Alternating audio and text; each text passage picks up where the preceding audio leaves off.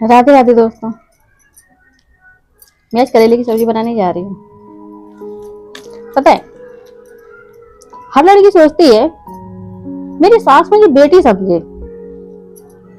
जैसे मैं मैके में थी वैसे ही ससुराल में रहूं। मैं किसी पाबंदी में नहीं रह सकती। मगर एक बात बताओ, क्या मैके में पाबंदी नहीं होती? अगर हम लेट आते हैं तो हमारी माँ हमें टोकती है, क्यों लेट आई हो, कहाँ जा रही हो, बिना पूछे किस कहाँ जा रही हो, है ना? जब हम उन्हें सोचते हैं कि वो हमें बेटी समझे, तो बेटी को भी तो ये सोचना चाहिए ना कि मैं उन्हें माँ समझूं।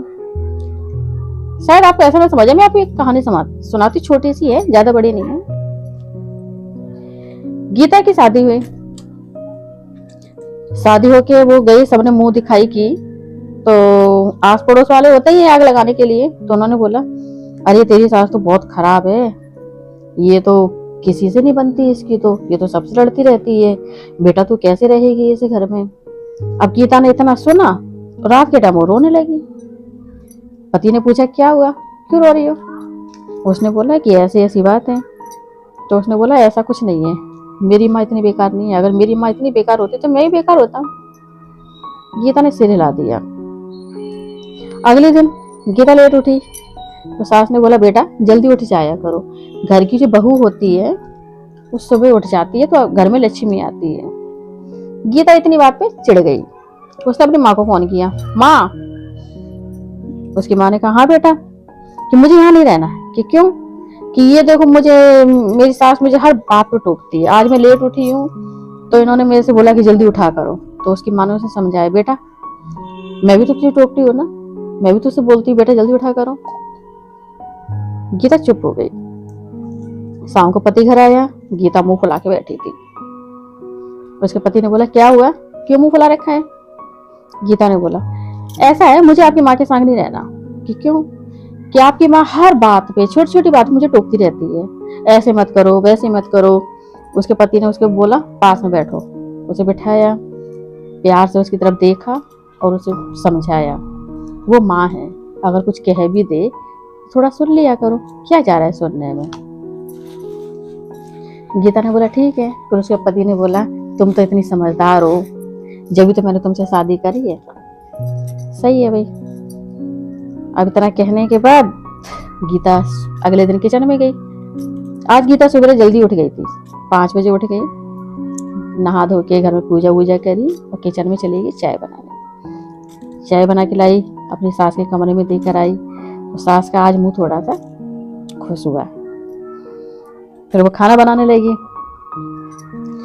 खाना बनाते बनाते एकदम उसकी सास आ गई, अरे इतना सारा तेल नहीं डालते, इतना सारा तेल क्यों डाल दिया, मेरा बेटा कमाता है, तू तो एक ही दिन में मतलब कि सारा खर्च कर डालेगी।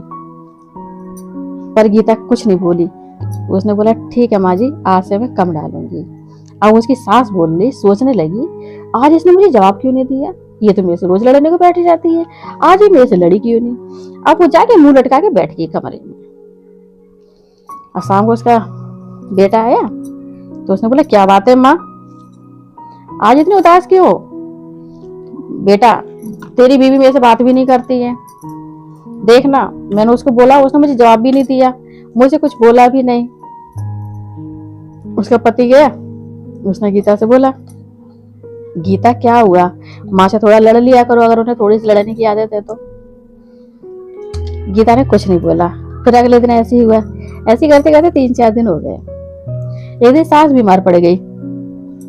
गीता उनके पास गई, क्या हुआ माँ जी? सास ने बोला, कुछ नहीं, मेरे बेटा पैरों में दर्द हो रहा है। गीता किचन में गई, तेल गरम करके लाई और अपनी माँ के सास के पैरों की मालिश करने लगी। सास खुश हो गई। उसने उसके सर पे हाथ फेरा और उसकी आंखों में पहली बार आंसू थे। गीता ने बड़ी गौर से उनकी आंखें देखी, मगर सास ने अपना मुंह इधर उधर फेर लिया। जब वो गीता किचन में गई तो सास भी पीछे पीछे गई, कह रही, बेटा आज तू खाना मत बना, आज मैं बनाऊंगी, बहुत दिन हो गए मेरे बेटे ने मेरे हाथ का खाना नहीं खाया है। सास ने खाना बनाया। अब बेटे ने जब खाना खाया तो तारीफ करने लगा। बस अपनी तारीफ सुन के सास खुश हो गई। अब गीता भी मन ही मन में मुस्कुरा रही थी। उसने सोच लिया था कि माँ जी कुछ भी बोलती रहे, मैं उन्हें जवाब ही नहीं दूंगी।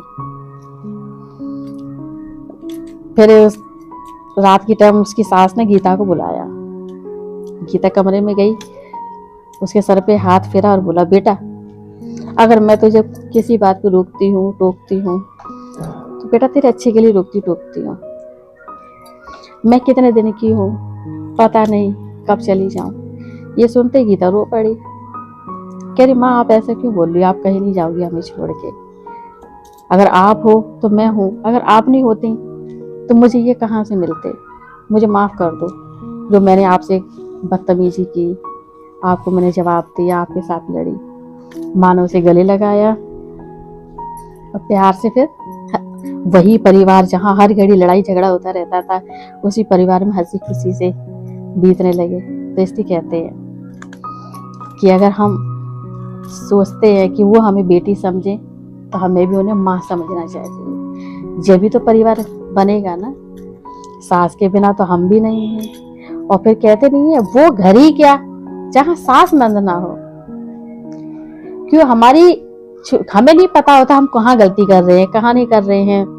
और सास का ये हक होता है, जैसे हमारी माँ हर चीज में हमें टोकती है, बेटा ये नहीं बेटा वो नहीं, तो उसी तरीके से उनका भी हक है कि गृहस्थी तो उन्हीं की है ना। हम तो अभी भी आए हैं, चाहे वैसे आपकी शादी को 50 साल हो गई हो चाहे 30 साल हो गई हो, मगर गृहस्थी तो उन्हीं की रहेगी जब तक वो है। तो बताइए आपकी छोटी सी कहानी कैसी लगी, मुझे कमेंट करना, लाइक करना, सब्सक्राइब करना। और हाँ यार, सब्सक्राइब कर लिया करो, एक छोटा सा ही सही कमेंट कर दिया करो। अब मैंने तो करेले कट गए। कल मिलती हूँ, आज के ब्लॉग यहीं पे। नमस्कार।